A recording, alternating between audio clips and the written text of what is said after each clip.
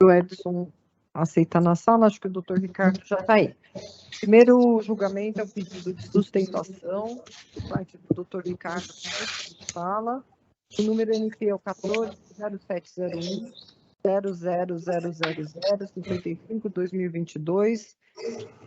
O número SEI 29001 0061-073-2023/22.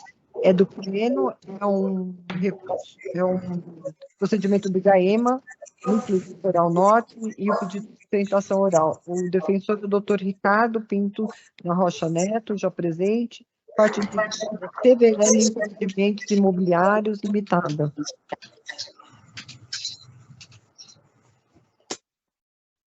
Relator, doutor Juliotti, né?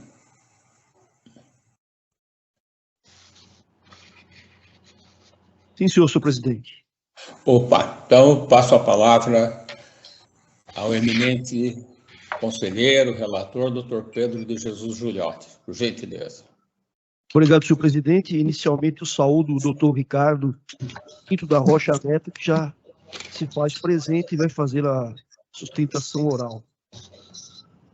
Trata-se de recurso interposto contra a inquérito civil instaurado para apurar suposta degradação ambiental mediante a implantação de empreendimento imobiliário em área de preservação permanente de Restinga, nos termos do artigo 3º, inciso 9º, a linha A da Resolução CONAMA 303/2002, com a supressão e posterior impedimento da regeneração natural de vegetação do bioma Mata Atlântica, sem a comprovação de obtenção do licenciamento ambiental devido, em imóvel localizado na Avenida Manuel Rebelo Filho, número 65, bairro Boracéia, São Sebastião, São Paulo.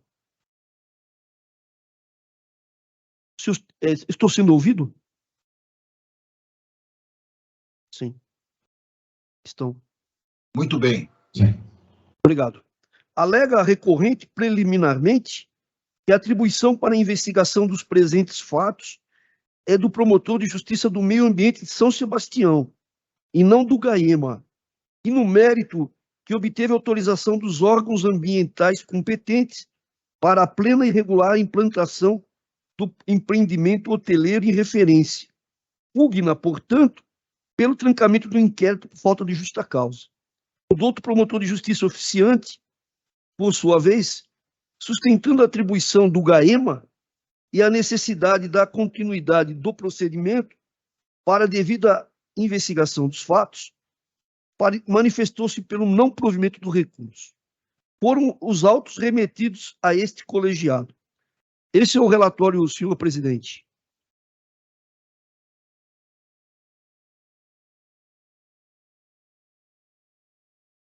O senhor está sem som, doutor João.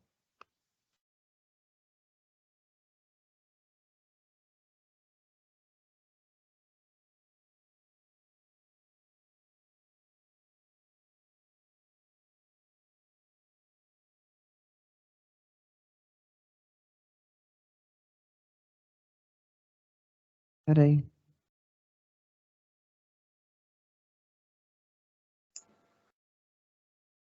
Aperta o botão, doutor João. Botão do microfone.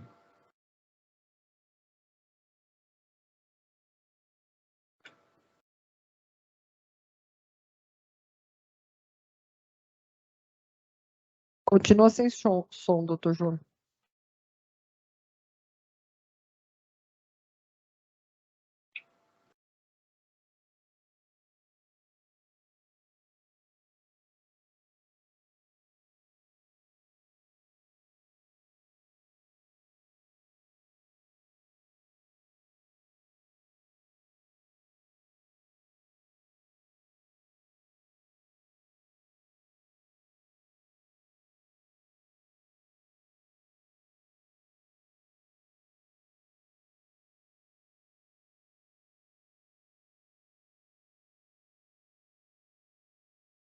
Acho que travou, o senhor vai ter que sair e entrar de novo, doutor João. Não, a gente não consegue destravar aqui, por favor.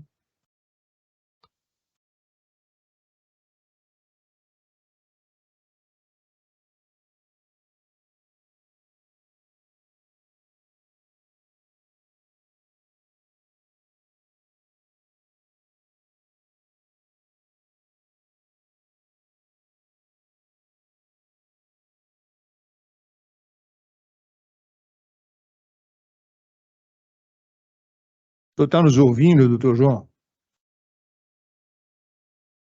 Doutor João, o senhor nos ouve?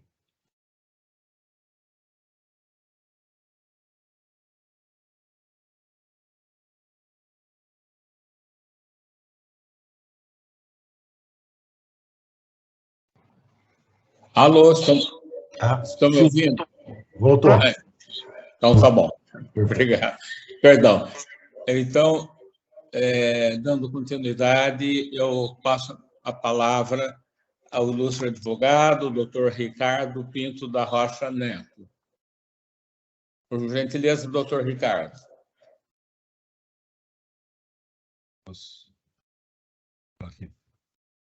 Boa tarde a todos, excelências. Os senhores me ouvem bem? Bom, muito obrigado. Sim, primeiramente, perfeito.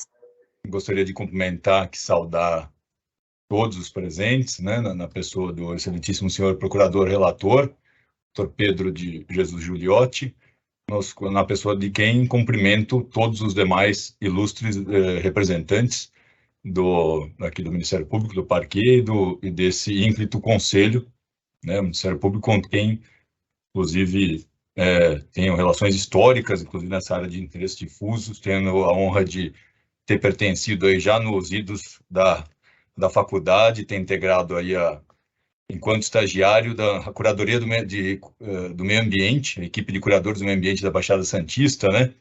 Na época, tendo sido estagiário, o meu primeiro estágio do Dr. Motauri, seu chefe de Souza, que acho que também integra esse conselho, acredito que não esteja presente, mas, então, uma relação de muitos anos aí, na época, Dr. Hamilton Alonso, Júnior também, Dr. Felipe Vieira de Andrade, então, uma época que muito saudosa, por sinal, que me orgulho muito de ter pertencido aí à curadoria, e esse tema de realmente interesse difuso e coletivos, o qual tangencia esse inquérito civil, né, é um tema aí de extrema relevância, e o papel do GAEMA aqui também, né, que se reflete aqui nesse inquérito, do qual nós pretendemos aqui trazer algumas considerações importantes do porquê dessa. Eu sei que até uma situação um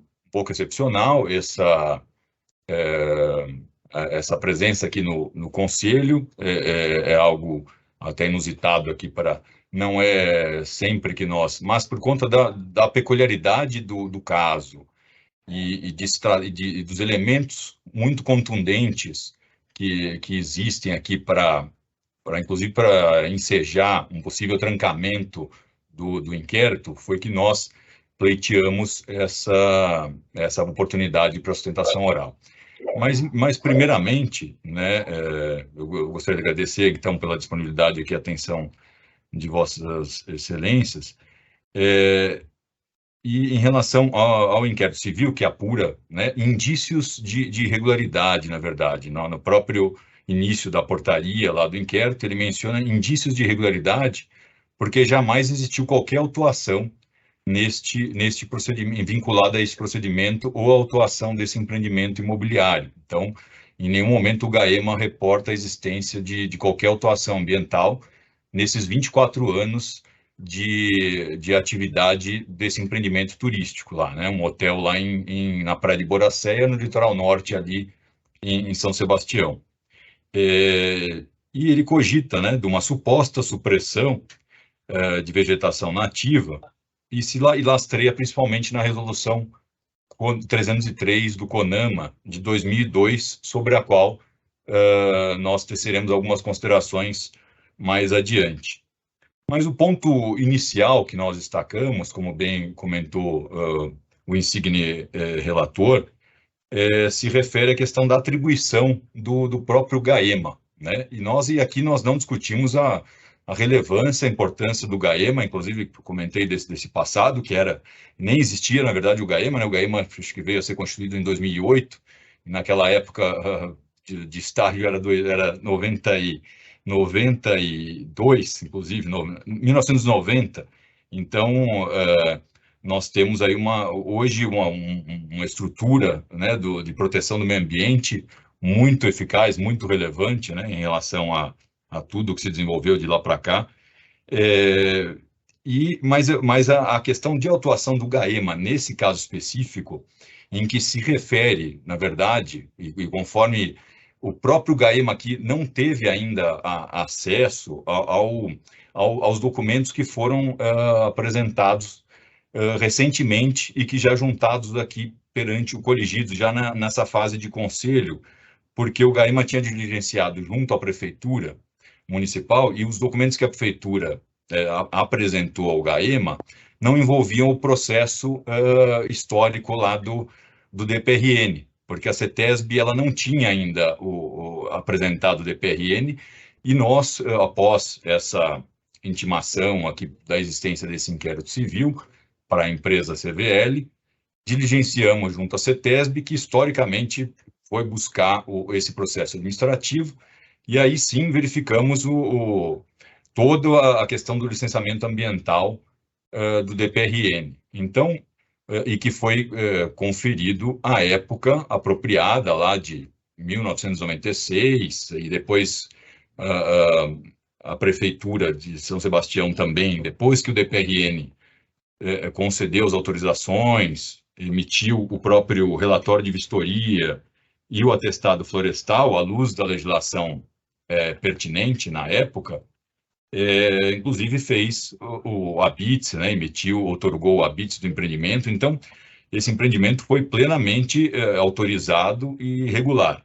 E o GAEMA ainda não teve, não tinha tido acesso aos documentos do DPRN. Por isso que ele apurou como se fossem indícios ainda sendo investigados, mas, na verdade, houve o licenciamento ambiental e a Prefeitura de São Sebastião só concedeu o habite e aprovou o projeto de construção do hotel por conta do DPRN, na época, porque não existia ainda a CETESB, né? Ele até faz referência, o próprio ilustre representante do Ministério Público, do GAEMA, ele faz referência à competência do DPRN na época, e que foi realmente o órgão, através dos seus engenheiros agrônomos que acompanharam esse procedimento, foi quem concedeu a licença ambiental na ocasião. Então, só que nós estamos tratando aqui, e por conta da questão da atribuição, por que não a atribuição? Nós não estamos falando de um maciço florestal, de área de restinga, de preservação permanente. Inclusive, na época, lá nos idos de 1996 até 99, nem era área de preservação permanente, porque a resolução CONAMA 303, ela veio em 2002, né? Veio a ser em 2002. E nós estamos aqui tratando de 10 árvores isoladas. Então, não é um maciço florestal que justificaria a intervenção do GAEMA, né? Eram árvores isoladas cujo corte foi solicitado especificamente para esse empreendimento. Mas, como medida compensatória, o DPRN aí já foi prevista a implantação, na verdade, o plantio de 100 mudas nativas. Então, por conta de corte de 10 árvores isoladas, isso está claro no relatório de vistoria do DPRN, eram exemplares fora do maciço florestal, destacando-se como indivíduos. E isso foi 100% constatado haver cobertura herbácea invasora, e essas 10 exemplares eram isolados de árvores nativas típicas. Então, houve esse corte de 10 árvores nativas com a compensação autorizada lá, prevista, inclusive, na medida, no projeto de reflorestamento, de 100 mudas nativas. Então, nós estamos falando de algo de baixíssimo impacto e numa área muito restrita em termos de tamanho. Então, por isso que, em termos de atribuição, se fosse mantido a questão, se fosse a decisão desse conselho manter o inquérito, justificar-se-ia a atribuição por parte do promotor de justiça local de São Sebastião, e não a atuação do GAEMA, que teria uma atuação muito mais abrangente para direcionar a sua louvável atuação aí para outras questões relevantes na sua competência, né, na sua atribuição. E quanto ao mérito do recurso, embora já tenha adiantado a questão do licenciamento, a questão fundamental, Excelências, é que essa resolução CONAMA 303, na qual se ampara o ilustre representante do GAEMA, ela que tratou da área de proteção, aí da área de preservação permanente, da Restinga, ela não existia à luz do momento do licenciamento ambiental. Então, ela não poderia vir para retroagir e alcançar um licenciamento que, na época em que concedido, observou todos os parâmetros da legislação então vigente, né? Seja Código Florestal, seja outras resoluções do CONAMA, que não tratavam como área de preservação permanente. E isso tudo foi atendido e o DPRN concedeu a licença e a Prefeitura de São Sebastião também fez as aprovações pertinentes à luz da legislação. Então, haveria aqui uma questão envolvendo o próprio direito constitucional, de ato jurídico perfeito, direito adquirido, e aqui não se trata de direito adquirido de poluir, porque, obviamente, isso não nos sustenta em termos de nossa sistemática constitucional vigente. Ninguém está aqui falando em direito de poluir. É uma questão da concessão da licença no tempus regit actum, né? Naquele momento, a exigência ambiental legal e pertinente com o arcabouço legal da época foi atendida dentro daquela época. Se anos depois viria a ser reformulado, novas resoluções que deveriam ser atendidos na época, mas na época da concessão, ele observou o procedimento e as determinações legais vigentes. Por isso que o que se questiona aqui é uma irretroatividade que fosse prejudicial. Então, para prejudicar o direito adquirido e o ato jurídico perfeito.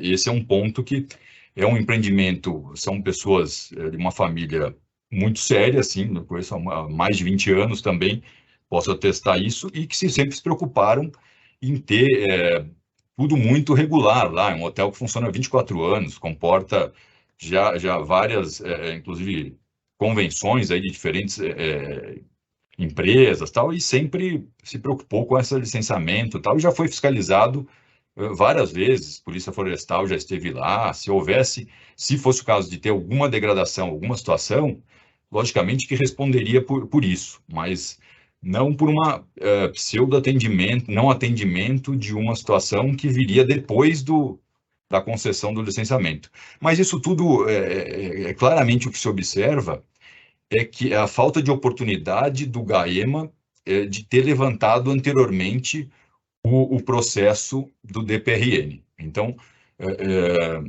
agora que isso já está apresentado nos autos, talvez não tivesse tido tempo ainda de obter esses documentos de todo o processo do DPRN, porque ele diligenciou junto à CETESB e junto à Prefeitura.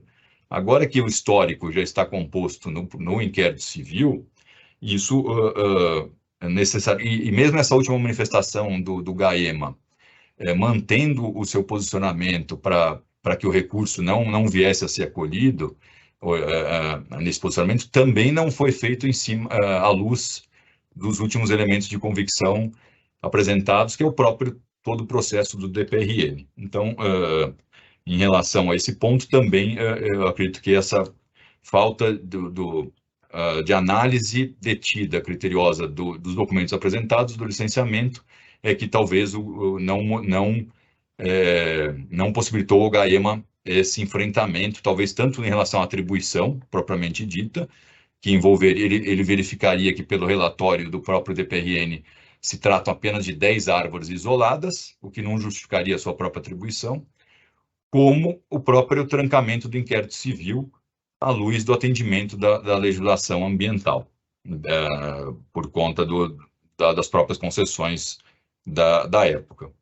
Então, Excelências, resumindo, e não gostaria de tomar mais tempo aí de Vossa Excelência, que certamente tem muitos assuntos aí para enfrentar ainda, eu aqui encerro realmente comentando sobre a necessidade de observância do ato jurídico perfeito, direito adquirido, em relação às concessões, autorizações e o licenciamento ambiental que foi realmente concedido e verificado à luz da legislação à época, no tempus regit actum, e da impossibilidade da irretroatividade de uma legislação posterior, talvez mais abrangente, sim, certamente mais abrangente, mas que não poderia retroagir para prejudicar o empreendedor que foi diligente, que à luz da legislação da época atendeu todos os ditames e obteve do órgão ambiental ali as autorizações, viabilizando a carta de habitação, o habite da prefeitura,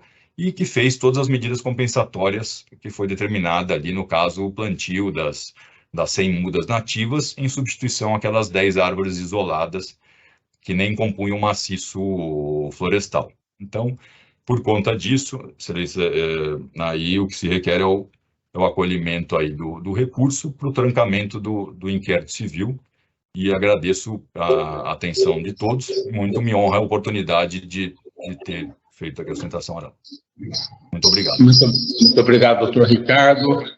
Eu devolvo a palavra ao eminente relator, doutor Pedro de Jesus Juliotti, por gentileza.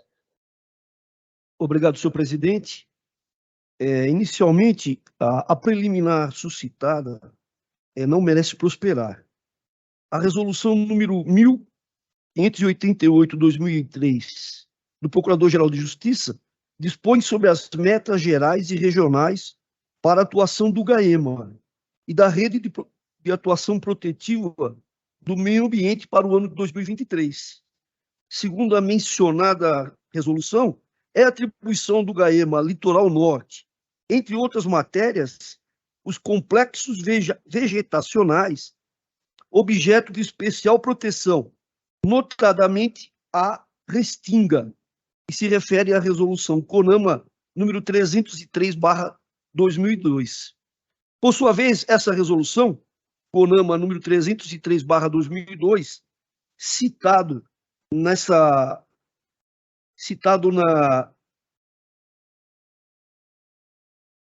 atribuições do GAEMA, diz o seguinte: constitui área de preservação permanente as áreas situadas nas restingas, em faixa mínima de 300 metros, medido a partir da linha pré-mar máxima, e em qualquer localização ou extensão, quando recoberta por vegetação, com função fixadora de dunas ou estabilizadoras de mangues, nos termos do artigo 3, inciso 9, a linha A e B.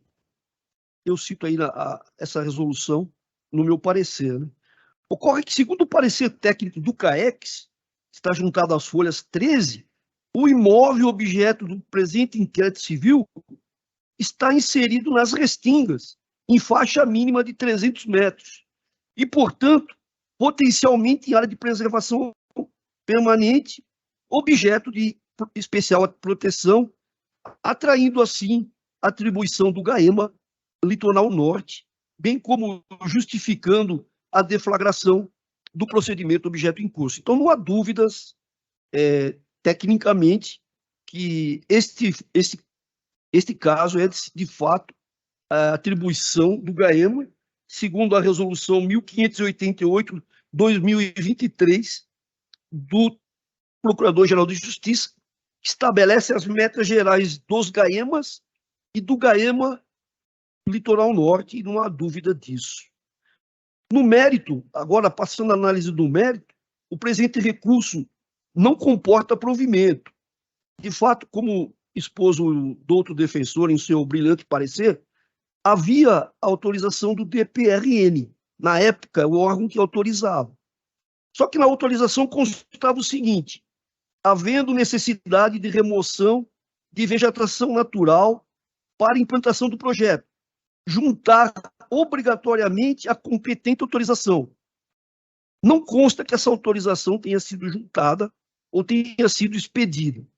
Então, embora o DPRN tenha, de fato, autorizado, o órgão que autorizaria na época, não consta que essa autorização tenha sido integralmente cumprida. A autorização do DPRN, ela se aplicava, ela foi aprovada nos idos de 1980.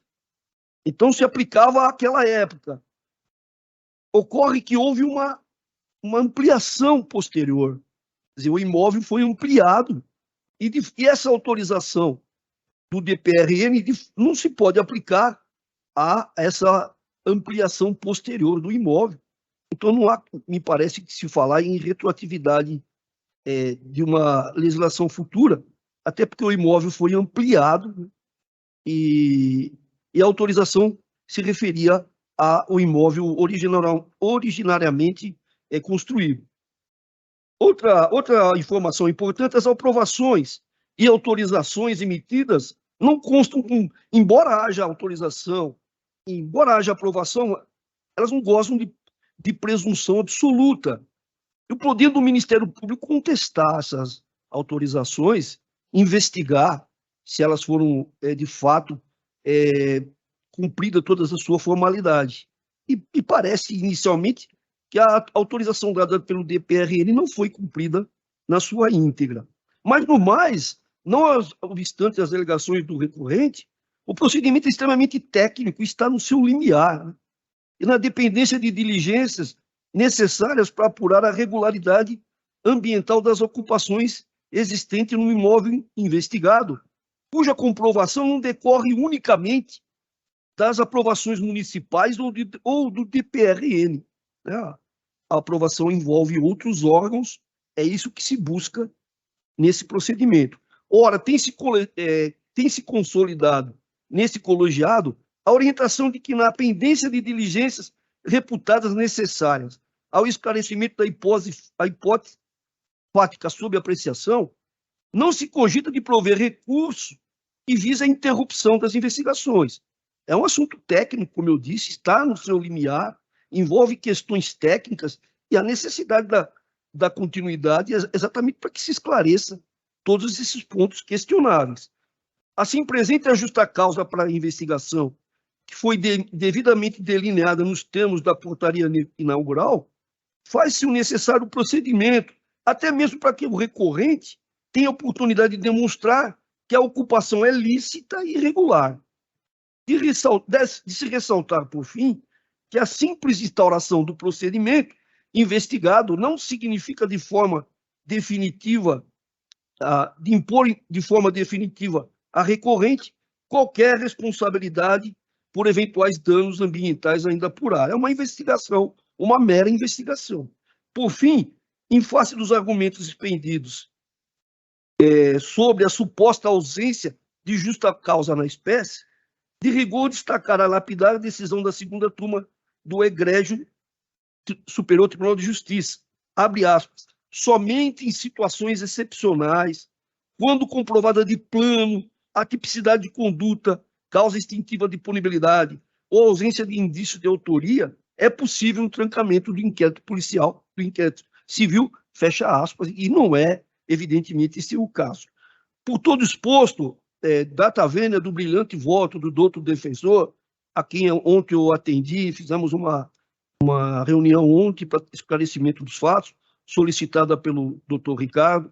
Então, data vênia do seu brilhante voto, eu voto pelo não provimento, pelo não conhecimento da liminar e, no mérito, pelo não provimento ao recurso interposto, com a continuidade das investigações pelo GAEMA, nos exatos termos em que se processa.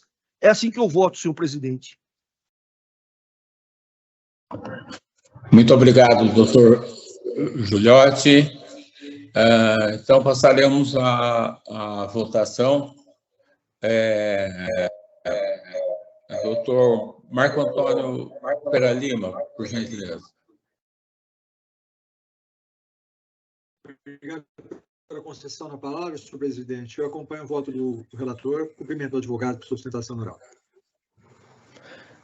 Doutor Antônio Carlos da Ponte, por gentileza. Senhor presidente, eu gostaria de cumprimentar inicialmente o doutor Ricardo Pinto da Rocha Neto pela excelência da sustentação oral desenvolvida, mas eu acompanho o voto do eminente relator no sentido de afastar a preliminar e do mérito de negar provimento ao recurso, cumprimentando o doutor Pedro de Jesus Giuliotti pela substância do voto. Doutor Antônio Calil Filho, por gentileza. Muito obrigado. Eu também gostaria de cumprimentar o doutor Ricardo Pinto da Rocha Neto pela clareza da sua sustentação, mas eu peço Viana para acompanhar o relator, acrescentando que, embora ele não tenha alegado isso, doutor Ricardo, em matéria ambiental não se pode arguir com a teoria do fato consumado, conforme a súmula 613 do Superior Tribunal de Justiça. E também porque o inquérito civil é um procedimento meramente investigatório e que não implica no reconhecimento antecipado de responsabilidade ou culpa. Então, ao final, ele poderá ser arquivado. Então, cumprimentando o relator e também o doutor advogado, eu peço Viana para acompanhar o relator. Obrigado. Doutor Jurandir Roberto Marçula, por gentileza. Eu acompanho o excelente voto do eminente relator e cumprimento também o ilustre advogado, doutor Ricardo Pinto da Rocha Neto, também pela clareza da sua exposição. Doutora Tatiana Vigiane Bicudo, por gentileza. Inicialmente, gostaria de cumprimentar o defensor, doutor Ricardo Pinto da Rocha Neto, pela exposição, mas pelos motivos aqui expostos pelo relator e pelos conselheiros que me antecederam, eu acompanho o voto do relator. Doutor José Carlos Mascari Bonilha, por gentileza. Muito obrigado, senhor presidente, pela palavra que me é conferida. Eu cumprimento o ilustre doutor Ricardo Pinto da Rocha Neto por sua consistente e bem fundamentada sustentação oral. Não era de se esperar coisa diferente se começou sua vida estagiando com os membros do Ministério Público lá na Baixada Santista, deveria mesmo se enveredar para a defesa do meio ambiente. Eu o cumprimento desde o início de sua trajetória. Mas, com todas as vênias, acompanho o substancioso voto do relator conselheiro Pedro de Jesus Giuliotti, rejeitando a preliminar e, no mérito, negando o provimento ao recurso. Muitíssimo obrigado. Doutor Saad Maslum, por gentileza. Muito obrigado, senhor presidente. Eu, primeiramente, cumprimento o eminente advogado, doutor Ricardo Pinto da Rocha Neto, por sua brilhante exposição, bastante substanciosa.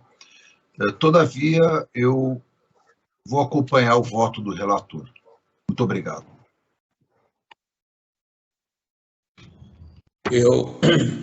Eu também acompanho o consistente e convincente voto do eminente relator, doutor Pedro de Jesus Giuliotti, mas não quero deixar de cumprimentar, pela excelência da sua sustentação oral, o ilustre advogado, doutor Ricardo Pinto da Rocha Neto, que com bastante clareza, objetividade, expôs aqui as ideias.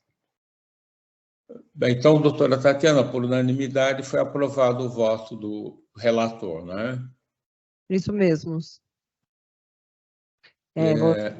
Agora, então... Agora, a continuidade da... Sim, passamos aos destaques, doutor João. O primeiro destaque pedido foi pelo conselheiro Calil, é um voto vista no processo em que foi o relator doutor Ponte. O número MPO 14-007-19000-1536, 2019, Promotoria do Patrimônio Público Social. O número CEI é o 29-0001-0224653, 2021, dígito 69. Boa tarde, doutor. Até logo, boa tarde a todos, muito obrigado. Até logo. Boa tarde. Obrigado pela atenção. Até logo, obrigado. Até logo. Promotoria de Justiça de Campos de São José dos Campos. Então, o relator, doutor Antônio Calil Filho, né? É o voto vista. O relator é o doutor Antônio Carlos da Ponte, e esse é um pedido de voto vista que foi feito há duas semanas. Pois não, perfeito. Então, doutor Antônio Calil Filho, por gentileza. Muito obrigado pela concessão da palavra. Esse é um caso em que já foi apresentado o voto, então, pelo doutor Antônio Carlos da Ponte. Eu pedi vice e vou pedir vênia para ler o meu voto divergente. Trata-se de recurso manejado por José Cláudio Marcondes Paiva, Cristiane de Ângeles Pinto, Sherry Pereira de Lima, Rita Granado, Felício Ramute, Jones Rodrigues de Almeida. Acho que tem algum microfone aberto. Aí aqui. Perdão. Contra a instauração de inquérito civil pela ilustre 7ª Promotora de Justiça de São José dos Campos, Ana Cristina Lorati Chame, em que se objetiva apurar eventuais irregularidades em desdobramentos de licitações e contratos administrativos entre a municipalidade e a empresa SHA Comércio e Alimentos Limitada. Afirmam os recorrentes que o tema relacionado à suposta alteração de edital licitatório para favorecimento da empresa SHA Comércio de Alimentos Limitada e direcionamento da licitação para a contratação da referida empresa referente ao processo licitatório pregão 109 SGAF 2019 da Prefeitura Municipal de São José dos Campos para fornecimento de alimentação e execução dos serviços de preparo, nutrição, armazenamento, logística e distribuição de alimentos, já foi apurado criminalmente no procedimento número 15.00618-85-2020-826-0577, acabando por ser arquivada a pedido do próprio parquê. Aponto ainda que o contrato derivado da referida licitação, sob o número 504/2019, foi objeto do inquérito número 43, aqui eu cito o número, também com arquivamento homologado por esse egrégio conselho, face à não constatação de elementos acerca de irregularidades nos aditivos do contrato. Quanto à concorrência relacionada ao contrato, também objeto do presente inquérito civil, celebrado em 3 de setembro de 2008, no valor de R$ 17.520.600 e seus aditivos, citam que o Tribunal de Contas de São Paulo, no expediente TC 1900-007/08, julgou regular a concorrência pública, o contrato, os termos subsequentes e a apostila de reajuste em exame. Ressaltam mais que o mesmo ocorreu com o contrato número 3.235/2014, pregão presencial número 168/2014, TC 004831/98914 e contrato celebrado em 13 de setembro de 2009. Aqui eu cito o número do TC. Por fim, argumentam que a nova Lei de Improbidade Administrativa, 14.230/2021, prevê prazo prescricional de 8 anos para aplicação de sanções nela previstas, o que inviabilizaria qualquer apuração em relação aos contratos firmados no ano de 2008, ante a ausência de causas suspensivas da prescrição até a presente data. O recurso foi regularmente processado e houve a conversão do julgamento em diligência para que a digna 7ª Promotora de Justiça de São José dos Campos se manifestasse sobre as questões trazidas pelos recorrentes, o que ocorreu a folhas 1523/1546. Após o voto do ilustre conselheiro relator, doutor Antônio Carlos da Ponte, pelo acolhimento do recurso, pedi vista dos autos. Estes em resumo os fatos. Pesem os fundamentos adotados no voto do ilustrado relator ou os discordar. Os fatos imputados aos recorrentes constam de forma expressa e detalhada da portaria inaugural, calcados na existência de constatações sobre irregularidades relevantes e que podem implicar, se comprovadas, em prejuízos ao erário. Extrai-se daquela peça, assim, que são, pois, objeto da investigação os seguintes fatos concretos e objetivos, folha 798-800. Débito no valor correspondente a R$ 95.543,08, originário de suposta contagem indevida de merendas em função de erro de contagem do consumo real de merenda, CRM. Contrato 19.251/2008, concorrência 22/2008. E contrato 3.235/2014, pregão presencial 168/2014, irregularidade sobre o terceiro tema aditivo e indenização efetuada de R$ 479.315,20, a contratada SAH, e ilegais os atos determinativos das despesas decorrentes. Mais um fato, dispensa de licitação julgada irregular quanto ao contrato em 30 de maio de 2008 no valor de R$ 7.019.216,40, analisado pelo Tribunal de Contas, 0,02, aqui eu cito o número. pregão presencial número 109, SAGF 2019, que teve valor inicial de R$ 54.842.063,80 e passou com os aditivos a R$ 86.024.602,60, sem indicações das justificativas administrativas para os aditamentos e a forma de prestação de serviços de contagem do consumo real de merenda, CRM. Diante da descrição detalhada e específica do objeto da investigação, não entendemos da máxima vênia que a portaria é genérica, eis que permite o conhecimento dos limites da imputação. Observo nesse passo que a ilustre promotora de justiça, mesmo sem normativa que obrigasse a tamanho aprofundamento nesse estágio investigativo, discorreu sobre os motivos que a fizeram instaurar o inquérito civil em manifestação lançada folhas 801, 866, entre parênteses, inclusive juntando documentos pertinentes, apontando os elementos justificadores da instauração, contidos em elementos de auditoria de contas, de onde extraiu as irregularidades passíveis de investigação, estando entre eles, pois, os procedimentos da Corte de Contas Estadual, número TC, aqui eu cito o número de todos os procedimentos, e seus apêndices. Não se trata, assim, de estipulação de objeto de apuração enviesado pela mera suspeita de irregularidade por percepções pessoais subjetivas. Também não só de cogitar, com todo respeito, de fishing expedition, pesca probatória, uma vez que não se trata de investigação iniciada aleatoriamente, fruto de especulações sem nenhum indício ou colheita mínima de elementos de informação, que poderiam subsidiá-las, mas sim de apuração que nasceu com base em auditorias públicas, colhidas em procedimento preparatório de inquérito civil que apontou fatos determinados e finalidade tangível.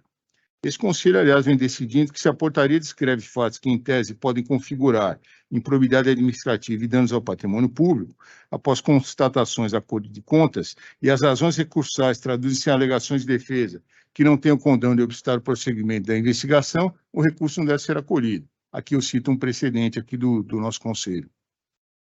Aliás, na portaria de instauração de inquéritos, constou indicação de documentos da Secretaria Federal de Controle Interno, que em fiscalização encontrou irregularidades na execução do serviço de terceirização de merenda escolar do município, referente ao período de 2016, o que permite igualmente a atuação da Promotoria do Patrimônio Público, não só para buscar eventuais reparações de danos e aplicação da Lei de Improbidade Administrativa dentro daqueles objetos, irregularidades definidas, mas também buscar adequar o proceder administrativo quanto à referida execução do serviço de merenda escolar, sob a ótica do interesse público, dado que incumbe ao Ministério Público zelar pela probidade na administração pública.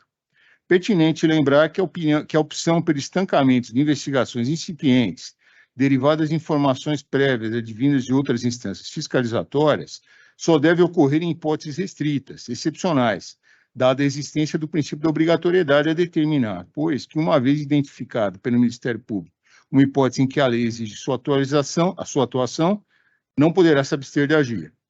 Aprofundando-se nas razões recursais, por oportuno, frise-se que não é óbvio se a apuração em esfera civil ou arquivamento de investigação feita em esfera criminal, máxime na hipótese dos autos em que o feito referido pelo recorrente, aqui eu cito o número do feito, teve como objeto a apuração absolutamente genérica e dissociada do fato do presente inquérito civil, como abaixo demonstrado, uma vez que limitada a simples alegação de possíveis fraudes não especificadas na distribuição de merenda escolar pela Prefeitura de São José dos Campos, sem direcionamento ou indicação na investigação de qualquer fato concreto a viabilizá-la. De qualquer modo, como é curial, o arquivamento no âmbito do inquérito criminal não é impeditivo para o desenvolvimento de investigações nessa seara, pois as esferas civil, administrativa e penal são independentes, com exceção dos casos de absolvição no processo criminal por afirmar a inexistência do fato ou inocorrência da autoria, o que não se verifica na hipótese. É preciso ainda observar que o contrato número 504/2019 foi objeto, de fato, do inquérito civil número 43.0619.0000.324/2022. Todavia, aqui eu cito o número do CEI, todavia, ao contrário do arguído pelos recorrentes, ao examinarmos atentamente seu espectro investigatório, percebe-se que continha objeto diverso do presente, uma vez que estava limitada à regularidade do termo aditivo contratual, celebrado com o acréscimo de R$ 8.158.769,71, homologação de arquivamento das folhas 1055 e 1056, para fornecimento de refeições gratuitas às famílias carentes que contavam com a merenda escolar como uma das principais refeições diárias, previsto que se depende dos autos do aditivo número 1 ao contrato 504/2019, folhas 1047. Aqui, por outro lado, para além do referido aditivo, está sob investigação de forma mais profunda no que toca ao referido contrato, os aditivos que elevaram seu valor inicial de R$ 54.842.063,80 para R$ 86.024.602,60, sem indicação das justificativas administrativas para os aditamentos e a forma de prestação dos serviços e da contagem do consumo real de merenda, mesmo diante das restrições às aulas escolares pela pandemia de Covid-19. Por outro lado, a portaria inaugural do inquérito civil questionado tem como base de suporte significativas circunstâncias não consideradas no inquérito civil 43.019.000.324/2020 e seu arquivamento, assim como elementos que passaram ao largo do procedimento policial já referido. Até mesmo o procedimento investigatório que tramitou no Ministério Público Federal, aqui eu cito o número, igualmente citado pelo recorrente, não se confunde com o objeto do presente inquérito civil, esse que virou apurar eventual formação de cartel na merenda escolar do edital de concorrência número 6/2008 e no edital de pregão número 168/2014, o que bem se vê sequer foi cogitado na portaria desse feito. Portanto, a apuração aqui discutida está circunscrita a fatos e objetivos diversos daqueles já arquivados e investigados pelo Ministério Público nos feitos referidos. E ainda que assim não fosse, a existência de constatações lesivas ao patrimônio público pelas equipes de auditorias de contas referidas pela Promotoria de Justiça, na oportunidade que desencadeou a investigação estadual e federal, tem o condão de caracterizar novas provas em analogia com o artigo 19 do Código de Processo Penal, que exige notícia de outras provas para a reabertura do inquérito policial, a determinar, consequentemente, novas investigações. Não se ouvide a respeito que novas provas são tantas que já existiam e não foram produzidas no momento processual oportuno, como aquelas que surgiram após o encerramento do inquérito.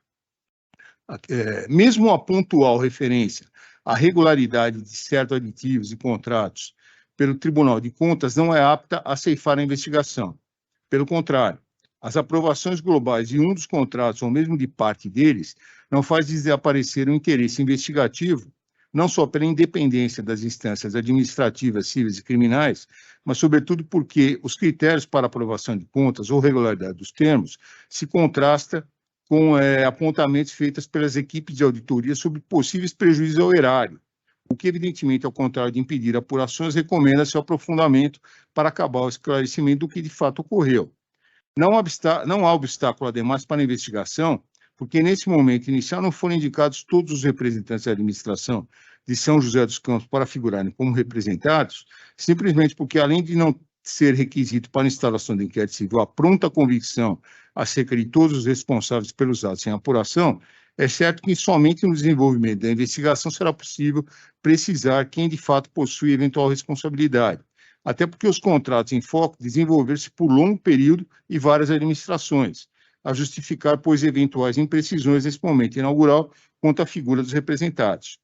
Por fim, a incidência da nova Lei de Improbidade Administrativa, 14.230/2021, e a existência de novo prazo prescricional nela estampado também não afastam a justa causa para a investigação.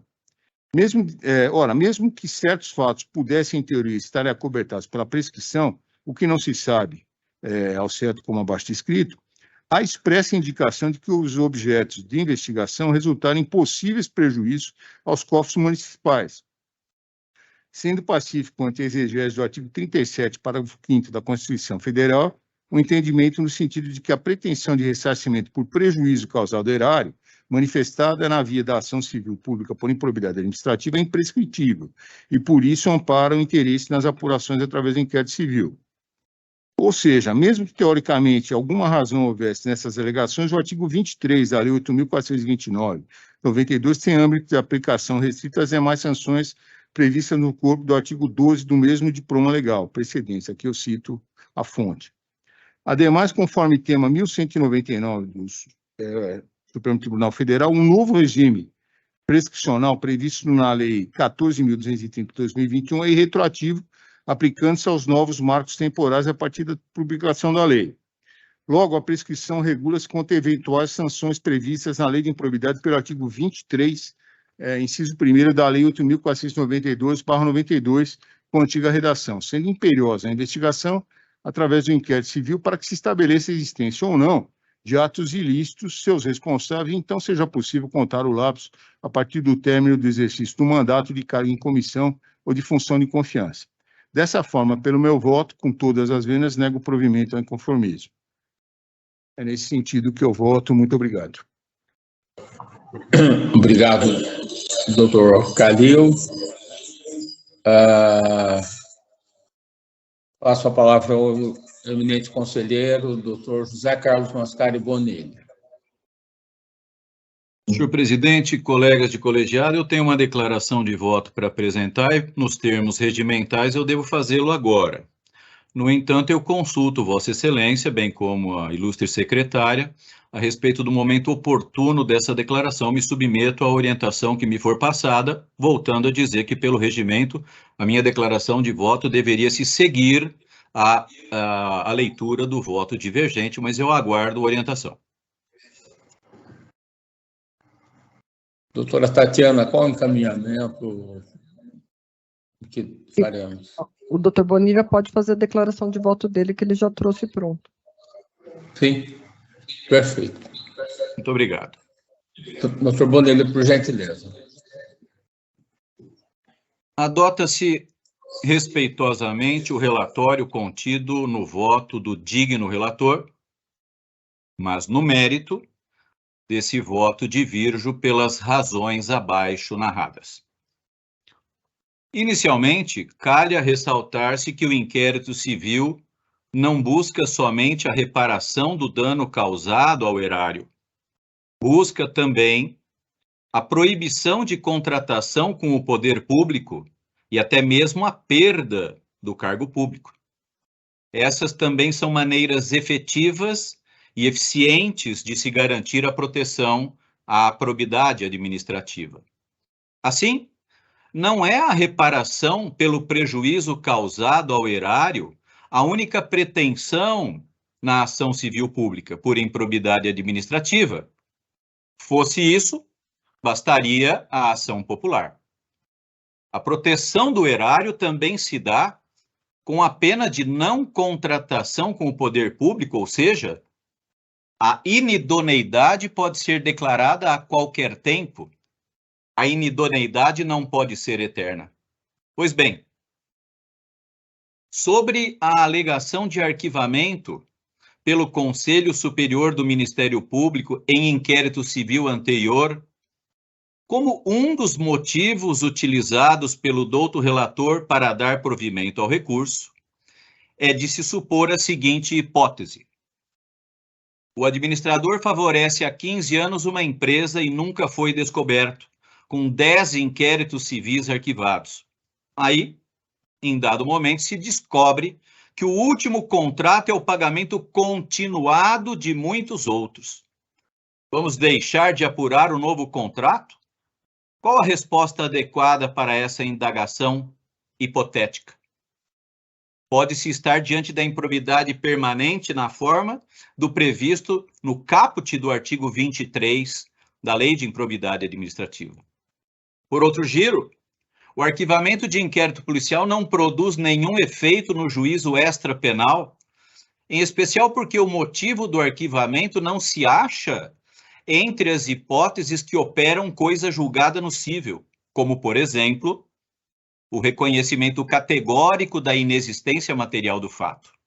Portanto, é irrelevante para a análise do presente recurso o arquivamento de inquérito policial em homenagem à separação e autonomia das instâncias civil, administrativa e penal, afastado, pois, o outro motivo usado pelo digno relator para prover o recurso apresentado. O mesmo se diga em relação ao arquivamento realizado pelo Ministério Público Federal, que se ateve ao exame das causas de sua específica atribuição, que não se confundem com a atribuição do Ministério Público Estadual. Houvesse identidade de objeto, o recurso poderia ser provido para se reconhecer que o tema já se viu apreciado pela existência de exata coincidência entre objetos, o que não é o caso. Igualmente, a apreciação pela Corte de Contas, validando eventualmente os contratos, não impede a tramitação dos autos de inquérito civil, que tem outro espectro e outra dimensão, não se atendo aos requisitos caros ao Tribunal de Contas. O Ministério Público Estadual persegue e patrocina a defesa da probidade administrativa, sendo que a sua esfera de atuação não se confunde com o âmbito da atuação da Corte de Contas. O Tribunal de Contas, muitas vezes, está adstrito a questões lógico-formais, não se aprofundando em temas de fundo da matéria de improbidade, principalmente no que toca ao exame do dolo, tão relevante na nova lei de improbidade administrativa. Ou seja, arquivamento de inquérito policial, arquivamento pelo Ministério Público Federal e decisão do Tribunal de Contas do Estado de São Paulo não servem para obstar a tramitação da inquérito civil, cujo objeto é distinto, claro, e indica fato determinado, perseguindo eventual responsabilização por atos ímprobos, com consequente imposição de sanções, de proibição de contratação com o poder público, perda do cargo público e, eventualmente, ressarcimento ao erário. Disso decorre que os fundamentos dos quais se serviu o nobre relator não se revelam como consistentes, tampouco justificam o trancamento do inquérito civil instaurado na origem pela douta Promotoria de Justiça. Registre-se, outro sim, que o voto do nobre relator não se debruçou sobre os argumentos da Promotoria de Justiça que foram apresentados. Para além disso, não se está em face de fishing expedition. Ele não é presumido, deve ser evidenciado, sendo que o simples longo prazo na tramitação por si só não o caracteriza. O fato certo e delimitado constante da portaria inicial e a indicação das investigações não sugerem a existência de fishing expedition. Uma coisa é alegar a falta de justa causa para a portaria de inquérito civil. Outra, muito diferente, é textualmente falar sobre fishing expedition. Noutras palavras, mesmo sabendo da falta de justa causa, a Promotoria de Justiça baixa a portaria para deflagrar abusiva investigação. A lei de abuso de autoridade criminaliza essa prática e a alusão contida no voto do relator seria absolutamente despicienda, salvo para sugerir a ocorrência de investigação abusiva. Há ainda uma contradição implícita no voto, que se prende ao tempo dos contratos e, a partir daí, considera a investigação genérica. Exatamente porque a investigação se volta a umas autoridades e não todas, é que se tem a delimitação temporal das infrações, isso retira a generalidade. Investigados são os responsáveis pelas gestões e que formalizaram os contratos.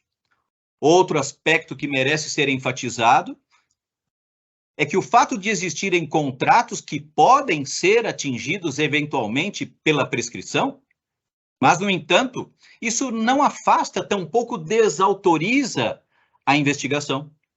É até discutível se ocorrerá a prescrição, não se podendo decretá-la antecipadamente. Como dito acima, o encadeamento dos contratos suspeitos tem contornos de improbidade administrativa continuada. Ora, uma investigação pode até resultar na impossibilidade de punir fatos pretéritos, eventualmente fulminados pela prescrição. Mas isso não afasta o exame histórico desses fatos. A análise histórica pode redundar na prova do modus operandi de contratos atuais, que bem podem ser considerados ilícitos. Logo, afastar a investigação de contratos atuais, porque outros já estejam sujeitos à prescrição, é interditar e fechar a porta para apurar ilícitos em continuação. O inquérito civil somente será obstado em hipóteses excepcionais, de absoluta comprovação de ausência de justa causa ou ilegalidade, o que não se verifica no caso em exame.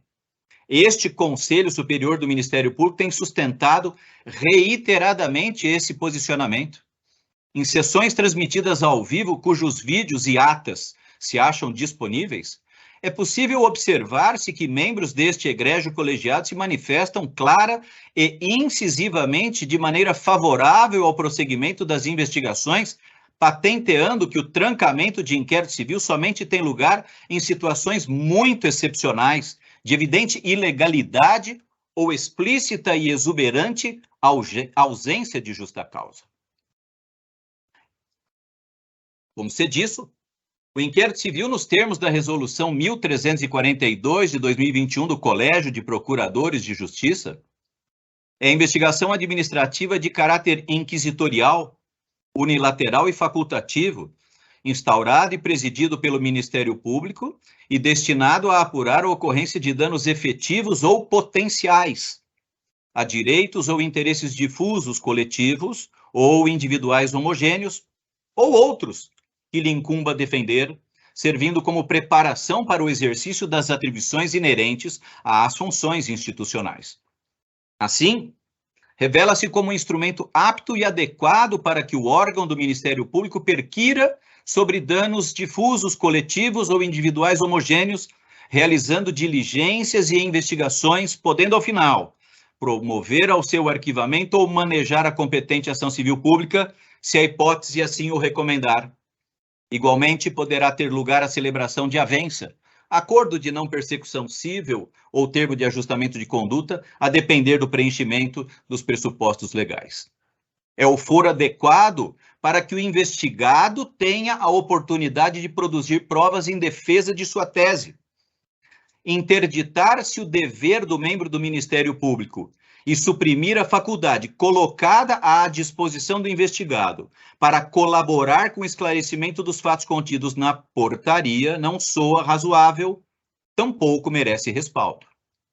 Deveras, é direito do próprio investigado a obtenção de uma decisão que leve em consideração os seus argumentos, para, se o caso, não advir arquivamento fundado em prescrição ou outra fundamentação qualquer, mas, isso sim, obter uma decisão de arquivamento que examine com profundidade o mérito e, a partir daí, se reconheça, expressa e, eventualmente, a ausência de ilicitude na sua conduta.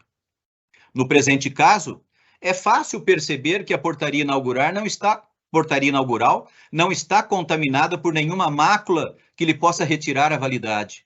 Bem ao contrário, ela obedece perfeitamente o que dispõe o artigo 13 da Resolução 1342 de 2021 do Colégio de Procuradores de Justiça, razão pela qual há que se defender fervorosamente o poder-dever de investigar que têm os membros do Ministério Público. E há que se prestigiar na prática e verdadeiramente o princípio que assegura a independência funcional. Não se mostram presentes quaisquer das 4 situações previstas no artigo 13 da referida resolução, motivo por que não se cuida de causa que justifique o arquivamento.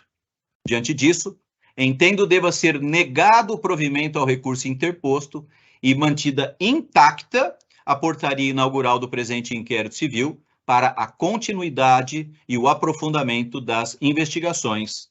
É como eu voto. Devolvo a palavra a Vossa Excelência, senhor presidente, agradecendo pela atenção de todos. Muito obrigado, doutor Bonilha. Doutora Tatiana, acho que podemos dar continuidade à votação, então. Senhor presidente, na ordem.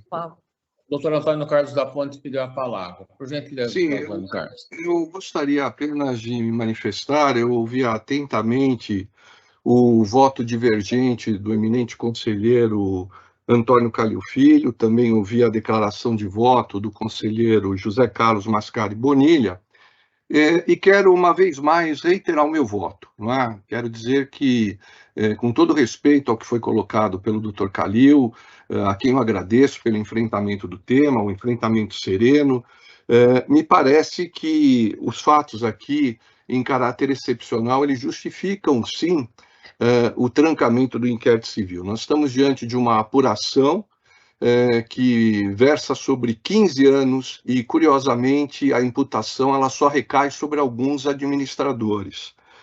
esse Conselho Superior do Ministério Público já procedeu ao enfrentamento da matéria, já houve a instauração de inquérito civil, houve recurso e reconsideração em virtude da instauração, e isso foi homologado por esse Conselho Superior. O Ministério Público Federal, ele analisou a questão relacionada à merenda escolar e pediu o arquivamento dos autos. O Ministério Público de São Paulo pediu o arquivamento de um inquérito policial que buscava apurar crimes previstos na lei de licitações. Então, na verdade, a própria fundamentação que foi dada pela ilustre promotora de justiça em relação à instauração do inquérito civil, onde ela vem e alega a independência das instâncias, e isso não se discute na esfera administrativa e na esfera penal, mas ela coloca que é importante fazer uma investigação como um todo. É evidente que esse quadro, ele caracteriza uma hipótese de fiction expedition. Agora, daí insinuar que está sendo imputada abuso de autoridade ou coisa que o valha, vai por conta da imaginação, não do que ficou constando no meu voto. Então, eu quero aqui, uma vez mais, reiterar os termos do meu voto, pelo qual eu determino, sim, o arquivamento dos autos, eu dou provimento ao recurso, e dizer que eu dispenso as adjetivações que foram lançadas, mesmo porque o voto ele ficou calcado único e tão somente na prova. Acho importante as ponderações que foram aqui lançadas, em especial do eminente doutor Antônio Calil Filho, mas quero reiterar aqui a manutenção da minha decisão no sentido de arquivamento dos autos, dando provimento ao recurso. Doutor Pedro de Jesus Giuliotti, por gentileza. Obrigado, senhor presidente. Analisei friamente todos os votos e vou proferir meu entendimento, né? Considerando que a portaria inicial refere-se a vários contratos celebrados em diversas datas, com objeto distinto, sem especificação e indicação clara de irregularidade ou ilegalidade, ou seja, imputação genérica, o que tem sido rechaçado por esse egrégio Conselho Superior. Considerando que as imputações se referem a um período aproximado de 15 anos e apenas foram eleitos alguns representantes da administração de São José, o que é vedado esta eleição de investigados. Considerando que a matéria já foi aprovada em inquérito policial arquivado e em 2 inquéritos civis, um deles arquivado e homologado por este egrégio conselho. Considerando que o Tribunal de Contas julgou regular o contrato firmado e ora discutido, eu vou acompanhar o voto do relator, senhor presidente. É assim que eu voto. Por gentileza, doutor Marco Antônio Ferreira Lima. Obrigado pela concessão da palavra, senhor presidente. Uma das principais funções e atribuições de qualquer inquérito, de qualquer investigação, é a delimitação de fatos e suas circunstâncias. O que se vê claramente aqui é que foram buscados fatos pretéritos, alguns deles com mais de 15 anos, se elegendo quais seriam as autoridades públicas que seriam investigadas, quais as circunstâncias e situações que seriam investigadas, demonstrando claramente o que esse conselho veda, o que esse conselho vota com frequência, o que esse conselho não admite, que é a imputação genérica, que é se atribuir fatos que não sejam estabelecidos e não que isto venha a implicar em abuso de autoridade, porque eu não ouvi em nenhum momento o relator falar em abuso de autoridade. Como também não ouvi em nenhum momento aqui alguém falar em atribuição em conduta criminosa. A única questão que se fez menção aqui foi no que diz respeito a um inquérito policial que já havia sido arquivado e que claramente deixa claro a independência de instâncias, mas que não admite, em hipótese alguma, se escolher investigados e se escolher fatos que devam ser investigados. Acompanho o voto do relator, senhor presidente.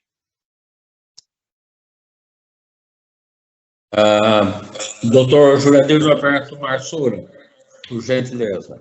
Obrigado, senhor presidente. Eu, inicialmente, quero cumprimentar o eminente conselheiro relator, doutor Antônio Carlos da Ponte, que proferiu um voto bastante substancioso, e que parabenizá-lo até pela convicção de seus argumentos. Entretanto, peço venha para acompanhar os argumentos contidos no voto divergente do doutor Antônio Calil Filho e também do doutor José Carlos Mascari Bonilha. E, então, meu voto é no sentido do prosseguimento do inquérito civil. A doutora Tatiana Vigiane Bicudo, por gentileza. Pois não.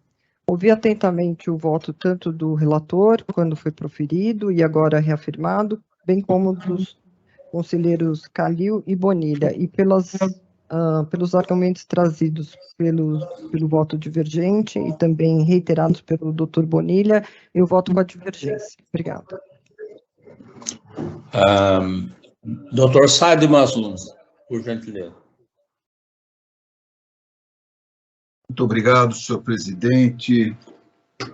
Ouvi atentamente o brilhante voto divergente do eminente conselheiro Dr. Antônio Calil Filho. Ele traz realmente argumentos bastante interessantes, fez um estudo bastante aprofundado.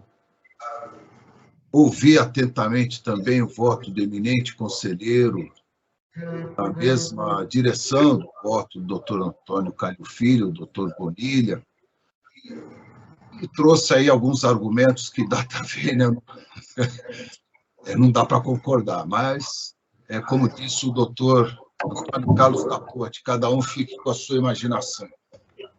Eu quero aqui, então, chamar a atenção para um ponto muito importante que foi colocado pelo doutor Antônio Carlos da Ponte.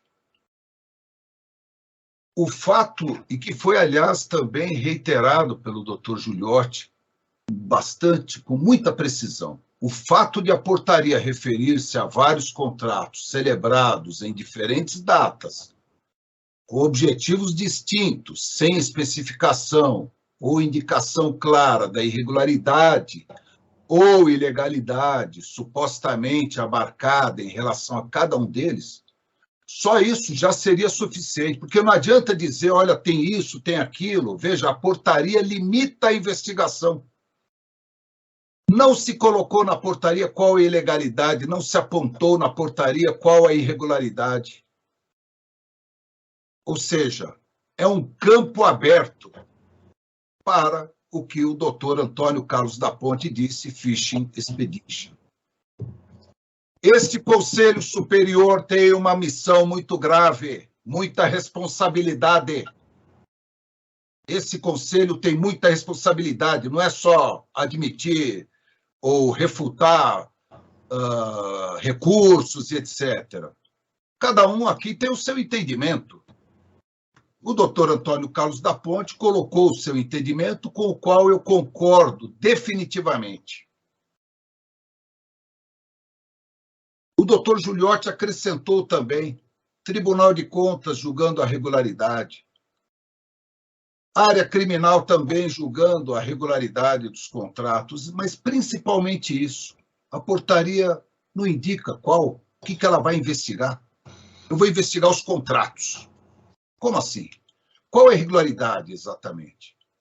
Então, me parece que o doutor Antônio Carlos da Ponte foi muito feliz, demonstrou, eu li novamente o voto aqui, doutor Antônio Carlos, as incongruências, respeitado o entendimento da culta subscritora da portaria. Todas esses fatos, essas incongruências, esses pequenos detalhes, também me levam com a maior convicção a seguir o voto do relator, do eminente relator, doutor Antônio Carlos da Ponte. Muito obrigado.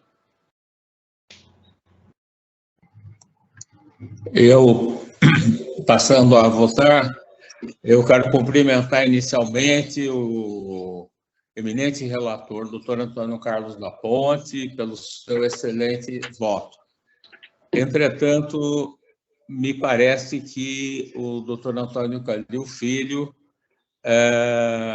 apresentou um voto bastante minucioso, consistente e convincente, que me parece ser o mais adequado. Doutora Tatiana, como ficamos na votação? Por 5 votos a 4, foi negado o provimento ao recurso.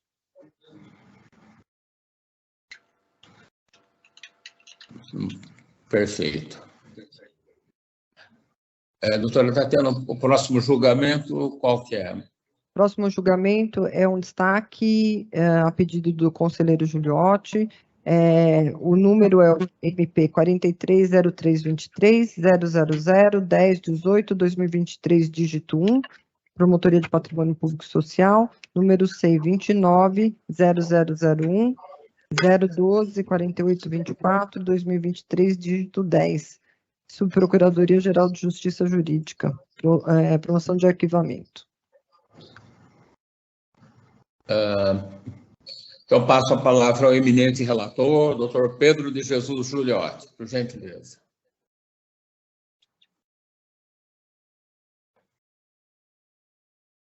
Vou fazer um resumo do voto, até porque todos os senhores leram o voto que foi postado.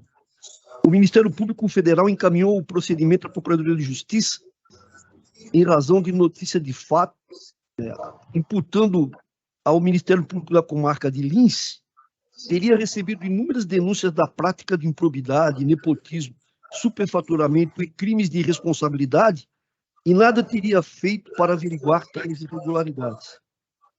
A douta Procuradoria-Geral de Justiça promoveu o arquivamento da representação pelas seguintes razões: não será possível a adoção de providências pelo Ministério Público por indefinição de objeto da investigação e por incluir fatos já investigados pela Promotoria de Justiça local. A súplica do representante mais se parece com uma manifestação de insatisfação do que com o apontamento de conduta irregular que deva ser investigada. As imputações são extremamente genéricas, sem sequer individualizar um membro do Ministério Público teria atuado de forma imparcial ou omissa. A certidão da Promotoria de Justiça de Lins, juntada às folhas 38 do expediente, atesta a existência de 10 procedimentos, entre notícias de fato e inquéritos civis, todos arquivados com a sequência dos trâmites legais, sendo os arquivamentos de inquéritos civis homologados pelo Conselho Superior do Ministério Público e os arquivamentos de notícia de fato arquivados na promotoria sem recurso. Pelo que se nota do objeto dos procedimentos, a abrangência dos tópicos narrados na presente notícia de fato. O próprio representante faz alusão à circunstância de estar sendo processado criminalmente pelo Ministério Público pela prática de crimes contra a honra. Em consulta nominal ao sistema ESAG, foi possível constatar a existência de 3 processos em que figura o representante como réu, todos com sentenças condenatórias. Não há um único fato apontado que permita o início de uma investigação, não tendo havido interesse do representante em detalhar suas imputações a respeito do que consistiria exatamente a omissão ou parcialidade dos membros do Ministério Público de Lins. Dispõe o artigo 13 da Resolução 1342 que a notícia de fato será arquivada quando o fato narrado já inciso 4, for desprovida de elementos de prova ou de informação mínimos para o início de uma apuração e o noticiante não entender a intimação para complementá-la. Imprescindível, pois, que a representação apresente um fato, uma ocorrência de conduta supostamente ilícita, delimitada ou delimitável no tempo e no espaço de maneira a proporcionar o início de uma investigação. Para que fosse possível a atuação do Ministério Público, necessário seria que o representante indicasse quais fatos possíveis de caracterizar a ilegalidade e não manifestar mera insatisfação com a atuação ministerial. Diante do exposto, não havendo fato determinado, já tendo sido os fatos objeto de investigação pelo Ministério Público, observados os procedimentos legais e ausente justa causa para a instauração de inquérito civil, promovo o arquivamento da notícia de fato. Essa foi a manifestação da Procuradoria-Geral de Justiça, arquivando, e eu acompanho a votação, senhor presidente, o voto do excelentíssimo senhor Procurador-Geral, que não há, de fato, nenhuma irregularidade apontada, todos os fatos alegados pelo representante foram ou estão sendo apurados regularmente pela Promotoria de Justiça de Lins. É assim que eu voto, senhor presidente. Muito obrigado, doutor Giuliotti. Eu indago se alguém é contrário ao voto, se podemos aprovar em bloco. Temos que fazer em bloco. Então, havendo concordância, então está aprovado por unanimidade o percussiente e brilhante voto do nobre relator, doutor Pedro de Jesus Giuliotti. Doutora Tatiana, o próximo destaque. Também é um destaque a pedido do Dr. Giuliotti, é o número 430279, 0000-603, 2022, dígito 4, número SEI de origem 290001, 0026-043, 2023, dígito 4, Promotoria de Justiça, Adaptação e Urbanismo, recurso contra o arquivamento de notícia de fato. Passo a palavra ao eminente relator, doutor Pedro de Jesus Giuliotti. Obrigado, senhor presidente. É só para esclarecer que o feito anterior eu destaquei que era uma imputação a membros do Ministério Público. Eu achei necessário que a gente fosse destacar. Esse também é um caso me parece, de repercussão. Eu também resolvi destacar. Mas também vou fazer um resumo, porque o meu voto está postado aí todos que já tiveram acesso. Trata-se de notícia de fato em que a representante sustenta a existência de impactos urbanísticos e de segurança pública para moradores do bairro Boaçava, com o aumento da densidade populacional, crescimento de regiões e bairros em seu entorno, aumento exponencial do fluxo de pessoas e veículos no interior do bairro e adjacências, em decorrência da concessão do Parque Vila Lobos, o que tem colaborado para o aumento da violência na região. O que, no seu entender, justifica a instalação de equipamentos para a realização de controle de acesso no local. Pleito indeferido pelo município por não encontrar guarida no ordenamento jurídico vigente. O feito foi distribuído à doutora promotora de justiça, a doutora Camila Mansur, que indeferiu a representação. Insistindo na necessidade de atuação ministerial, recorreu ao representante do indeferimento. A douta promotora de justiça adotou a intempestividade do recurso e no mérito pelo não provimento. Os autos foram encaminhados a esse colegiado. Na reunião realizada no dia 6 de 2023, o procedimento em epígrafe foi submetido a julgamento pela sessão plenária desse colegiado superior do Ministério Público, sendo acolhido por unanimidade o voto desse conselheiro relator pelo não conhecimento do recurso em razão da sua intempestividade. Da decisão desse egrégio conselho, foram apresentados embargos que foram julgados procedentes na sessão realizada em 8 de agosto de 2023, para anular a decisão e considerar tempestivo o recurso interposto. É assim que se necessário. Então, na reunião anterior, nós julgamos tempestivos os embargos, né?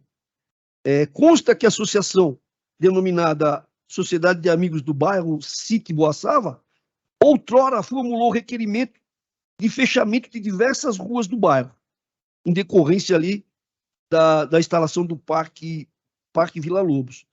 O pedido foi indeferido pela promotora de justiça, a doutora Camila Mansur, e homologado por esse conselho.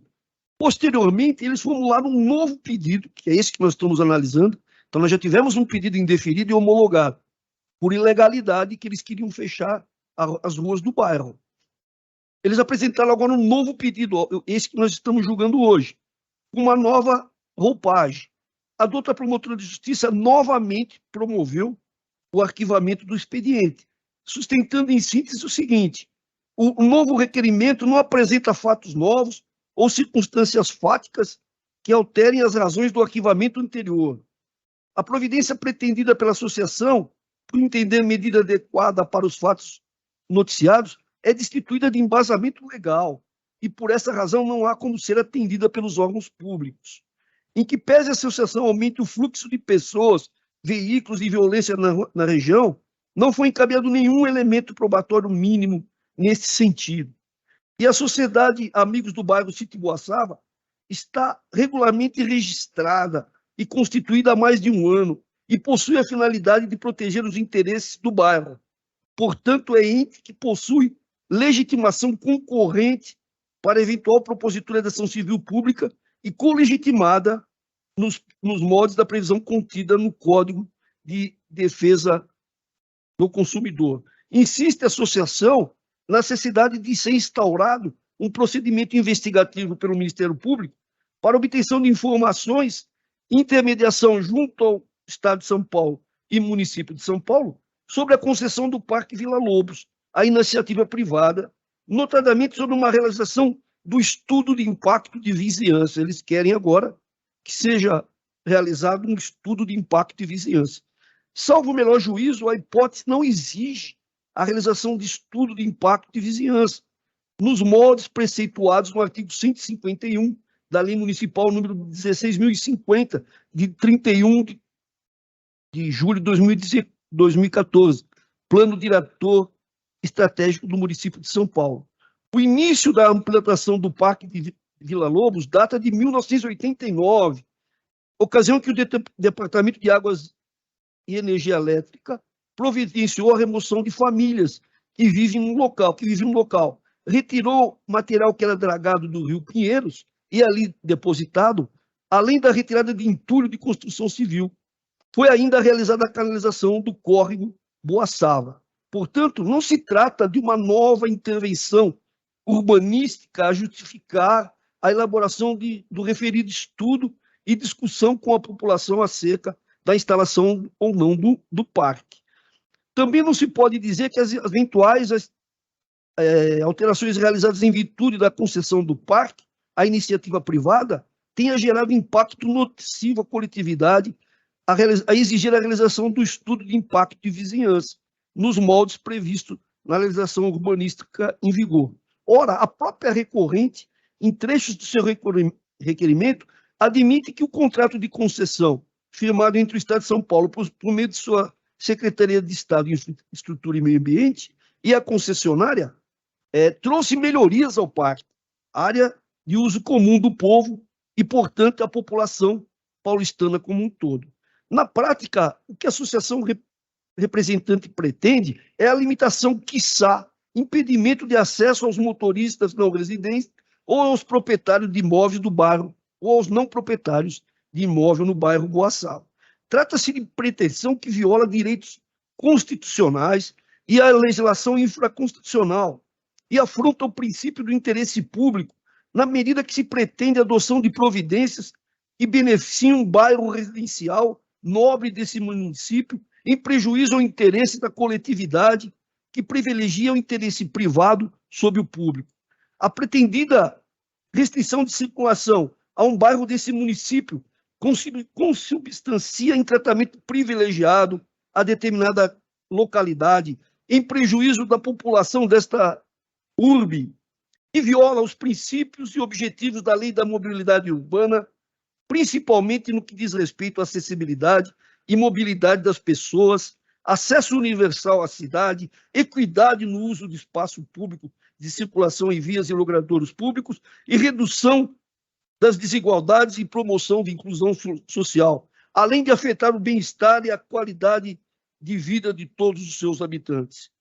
Diante do exposto, senhor presidente, o nosso voto é no sentido de negar-se provimento ao recurso interposto, mantendo-se a decisão recorrida por seus próprios e fundamentos jurídicos. Eu fiz um resumo do meu voto para não cansá-los mais diante do adiantado da hora. Eu acho que, se eu não fui muito claro, eu estou à disposição dos senhores aí para novos esclarecimentos, ressaltando que é o segundo pedido, né? Eles já pediram, já fizeram um pedido, nós indeferimos, eles entraram com o mesmo pedido, com uma outra roupagem, mas, na verdade, o que eles querem é restringir a circulação do povo no bairro. Isso a lei não permite.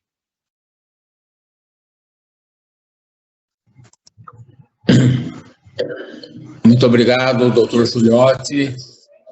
Eu indago se alguém é contrário ao voto. Olha, eu quero apenas enfatizar o excelente voto do doutor Pedro de Jesus Giuliotti, quero elogiar a brilhante manifestação, portanto, eu acompanho, sem dúvida alguma. Senhor presidente, eu também gostaria, Pois não, doutor. no mesmo sentido, de enaltecer o trabalho do Dr. Giuliotti, um trabalho onde ele demonstrou não só competência, mas mostrou uma humildade muito grande, porque ele acabou revendo uma situação anterior, quando constatou que houve um equívoco, e trouxe novamente o feito à apreciação desse colegiado. Então, o Dr. Giuliotti, na verdade, não me surpreende com a grandiosidade dessa atitude, mas ele demonstra, sobretudo, não só uma reflexão aprofundada acerca do tema, mas um compromisso com o interesse público. Então, quero aqui também acompanhar o voto do eminente relator e aderir ao mesmo.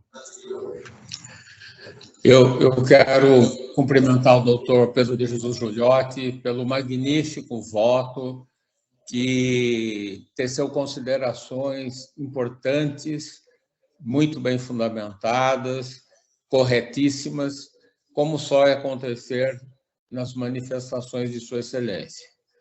Então, eu também acompanho o voto do eminente relator. Alguém deseja mais fazer uso da palavra? Sim, eu também gostaria de parabenizar o conselheiro Giuliotti. Na sessão passada, ele votou para anular, né, o procedimento, porque a defesa não tinha tido acesso, e agora ele votou no mérito. Parabenizo pela justiça e pelo voto dado, acompanhando. Eu também não poderia, eu também não poderia deixar de cumprimentar o doutor Giuliotti pelo excelente voto, fazendo minhas as palavras dos que me antecederam. Muito bem. Realmente, por unanimidade, foi aprovado o excelente voto do Dr. Pedro de Jesus Giuliotti. Mais uma aula, mais uma lição para todos nós. Muito bom. Parabéns, Giuliotti. Excelente. Doutora Tatiana, o próximo destaque. O próximo destaque, a gente tem que passar para o link sigiloso. Votos dos relatores foram devidamente analisados, e tanto os do pleno como das turmas, e os julgamentos estão disponíveis no sistema do Conselho.